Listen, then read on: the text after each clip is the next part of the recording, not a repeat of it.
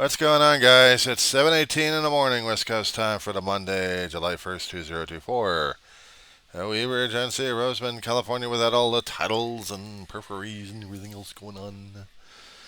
Now, I'm like everybody else, just going on the internet, just waiting for the Supreme Court of the United States to either give us a heart attack, one way or another. It's the last day for courts going to be hearing anything, and I don't know if it's going to be released at the end of the day, or they're hoping to get the release today. Whether or not the old 45th orange gas bag is going to be immune, or if he's going to be FUBAR. I am like every other news station out there, waiting. Everyone else keep hitting the reload button. I've been doing it since 10 o'clock. So far, something about the Corner Post Incorporated versus Board of Governors. I haven't read, I don't know about the case, but I'm still waiting for the opinions to come through. So we are all waiting in anticipation whether or not if we're going to have an acid reflux condition or not. And I still have my milk ready to go. And that's the water, but my milk ready to go just in case. Dishwasher still running right now. I'm still waiting for Orkin. Come at about 9 or 9:30ish. So meanwhile, I'm hearing the news guys beep beep beep beep beep beep beep beep beep beep beep beep.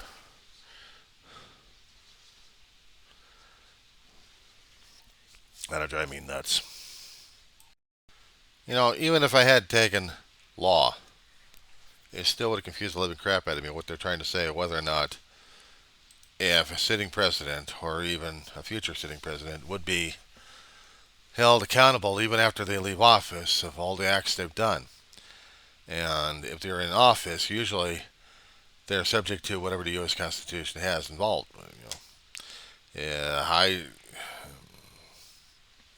High crimes, treason, misdemeanors, that kind of stuff.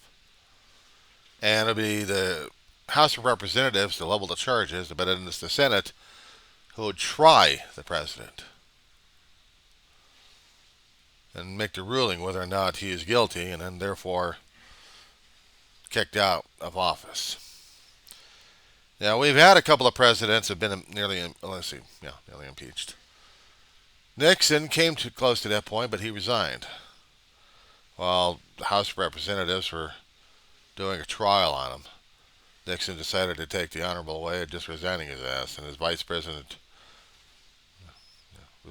absolved him of anything, pardoning him. Biden has yet to be tried. I know Clinton had been impeached, but he had never been railroaded out of office. By the Senate, anyway. Sorry. Yeah, throat's sticky.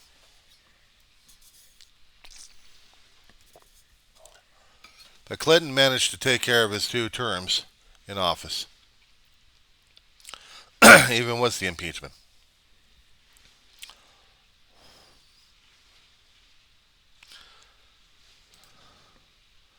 I've been hearing so much from both sides going after Biden and Trump.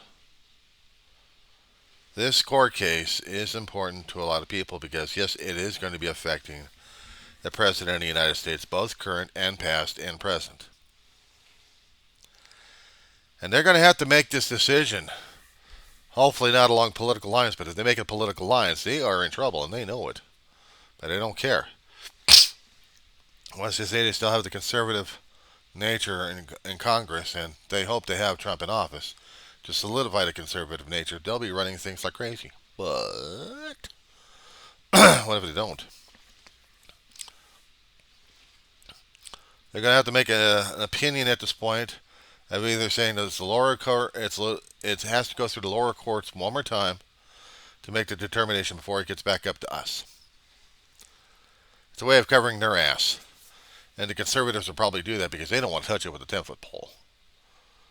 They delayed as long as they could, but they'll delay it even further by putting it through the lower courts, including the appeal. The appellate will have fun with that one once it gets to their level. And it'll take more time all the way up through the election cycle. More court cases to decide whether or not Trump's going to be immune or not.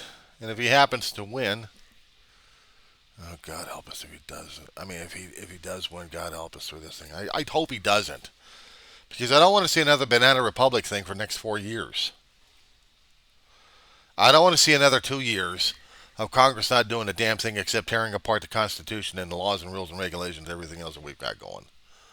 And not helping the country out one damn bit. And if we happen to get into another stink hole concerning about our budget and our debt, also not to mention our debt to everybody else, we have to make ourselves solvent one way or another. But if they don't want to do that and just want the country to fall apart in bankruptcy, they're going to have to talk to the constituents about this one. If the constituents are fine, then I know we're really screwed up, because the constituents of the representatives are also responsible. As I said before a long time ago, the voters are accountable. I blame it on the voters. If they're not educated enough for this damn shit, it's not my fault. It's theirs. They don't want to study it. They don't want to learn about it. They don't want to ask about it. They consider it's too political. It's too woke. It's too liberal. Bullshit. It's how our country runs. So I still blame the voters for it. I know in democracy there's usually sides bumping heads, but there's usually a compromising area somewhere in between that they can actually find something that they can grumble about the past in order to keep the country solvent and going. Unless, of course, they're all rallying in court around one particular decision or another.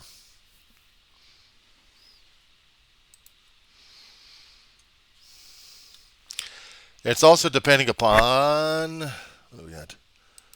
One other course came out. Not the one. Florida versus net choice. That's another one to read. I don't know about that one. I almost got about 96 pages. Ugly looking.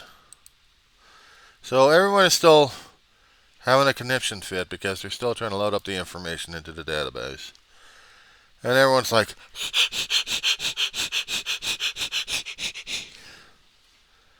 so naturally everyone is going to be having a conniption fit at this point, or at least having a heart attack, of whether or not we've actually got stuff being filed. Moody versus net choice. Electronics. Well, not that nice. Well, we'll see in about another 15 more minutes. Or more than that.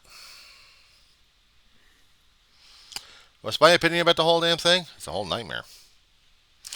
Never in one lifetime, have we ever seen two presidents knocking against each other, and one of them has to be convicted for stupidity. Fraud, stupidity, God knows what else. Not to mention robbing people of their votes, forcing something happening. I mean, it's been proven. They got documentation, they got witness statements, put through the court systems. But whether or not a president is going to be immune from all of it, just because he's president, does that mean he's above the law? Does the Constitution actually go for that? No. It never said it. If we are following the U.S. Constitution at this point, we should have never been in this situation, but we are. We are. So now we got Scotus screwing us over one way or another. Ah! It came. It came.